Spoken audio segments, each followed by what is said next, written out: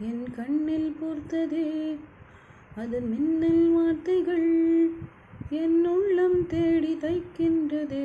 இது உண்மை என்பதா இல்லை பொய்தான் என்பதா? என் தேகம் முழுவதும் ஒரு விண்மீன் கூட்டம் மொய்கின்றதே. என்றோ மக்கால்களோ உன் பெயர் கேட்டாலே அடிப்பாறையில் பூக்கும்.